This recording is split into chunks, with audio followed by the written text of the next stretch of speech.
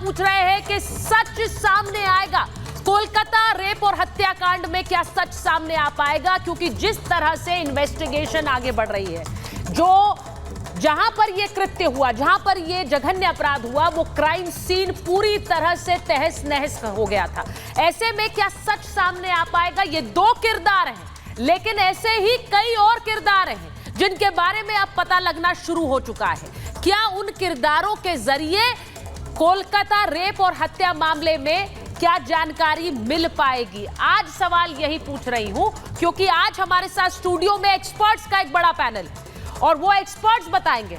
हमारे साथ पुलिस अधिकारी होंगे, हमारे साथ साइकोलॉजिस्ट होंगे जो एक क्रिमिनल के दिमाग को भी समझते हैं, हमारे साथ फोरेंसिक एक्सपर्ट्स होंगे और उनसे हम पूछेंगे कि आखिर इसमें जो जो तथ्य सामने आए हैं उनसे क्या कुछ पता लग पाएगा। मैं सबसे पहले आपको बताती हूं जो किरदार हमारे सामने आए हैं।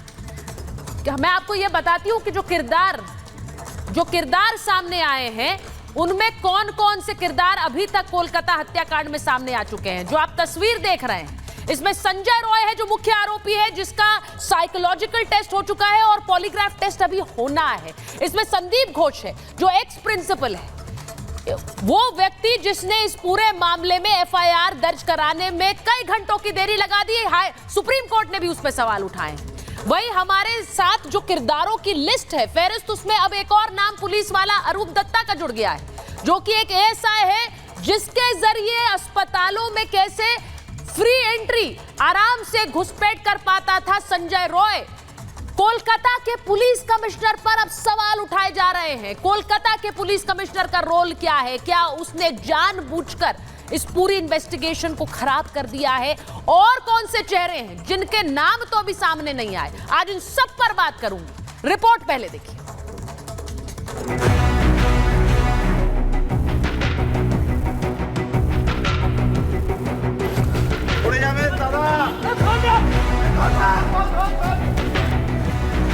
कोलकाता कांड में हर रोज चौंकाने वाले खुलासे हो रहे हैं। आप सोच रहे होंगे कि संजय रॉय इतना रसूखदार कैसे हो गया कि इतनी बड़ी घटना को अंजाम देने के बाद भी पूरा पुलिस महकमा उसे बचाने के लिए खड़ा रहा। आज महाभारत में सवाल यह होगा कि आखिर किसे बचाने के लिए इतना बड़ा सिस्टम एकजुट रहा। फिलहाल आप ये तस्वीरें देखिए, ये अरूप दत्ता है, कोलकाता पुलिस में एएसआई, संजय रॉय का करीबी है। अब इससे भी सवाल किए जा रहे हैं और इसीलिए ये कैमरे पर भागता नजर आ रहा है। পড়ে যাবেন দাঁড়িয়ে যান। বলে দিতে কি হচ্ছে? সন্ধ্যাকে কবে থেকে চিনতেন? পড়ে যাবেন কবে থেকে চিনতেন? দাদা ধন্যা পড়ে যাবেন আস্তে আস্তে। संजय रॉय के बारे में भी चौंकाने वाले खुलासे हुए।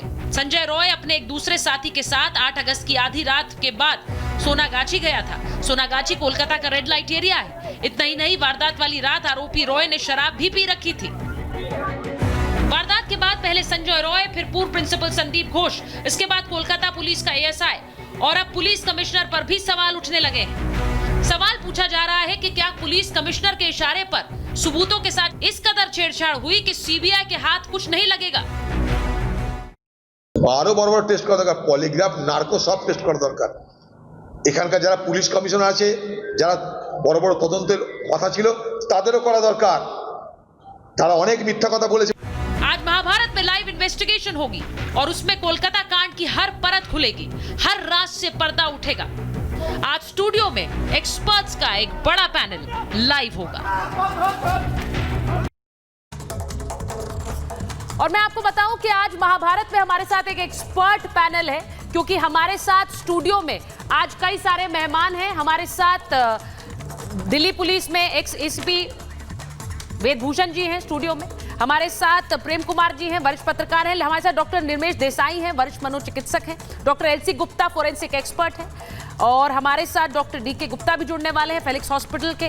लेकिन हमारे साथ जो एक्सपर्ट्स हैं वो सारे इस पूरी गुत्थी को सुलझाने में हमारी मदद करेंगे। जो कुछ अभी तक सामने आया है, क्या वो ये समझा सकते हैं कि कोलकाता रेप और हत्याकांड में क्या चीजें खुलकर सामने आ पाएंगी? आज सबसे बड़ा सवाल है। मैं सबसे पहले एक तस्वीर दिखाना चाह रही हूं, और वो तस्वीर है उस किरदार की जिसकी एंट्री अभी अभी इस पूरे हत्याकांड में हुई है। ये जिस व्यक्ति को आप भागते हुए देख रहे हैं, क्योंकि कैमरा इनके सामने आ गया और इसीलिए ये भाग रहे हैं। जरा फुल फ्रेम इन्हें दिखाइए जिस तरह से ये भाग रहे हैं। कोलकाता पुलिस में ऐसा है जिस तरह से भाग रहे हैं, क्योंकि ये इस हत्याकांड से जुड़े हुए क्या एक अहम किरदार है। अब इसका कनेक्शन आपको दिखाती हूं कि इस हत्याकांड से कैसे आ रहा है। ये संजय रॉय का करीबी बताया जा रहा है, अरूप दत्ता। जिस व्यक्ति को आप देख रहे हैं यही वो व्यक्ति है जो अभी भागता हुआ आपको नजर आ रहा था। और संजय रॉय जो कि मुख्य किरदार है, जो मुख्य आरोपी है, वो इस तस्वीर में आपको बैठा हुआ नजर आ रहा है। ये दोनों के बीच का कनेक्शन क्या है, क्योंकि सीबीआई ने अरूप दत्ता को भी पूछताछ के लिए बुलाया। अब अरूप दत्ता को लेकर क्या जानकारी है, क्या खुलासा है, वो आपको बताती हूं।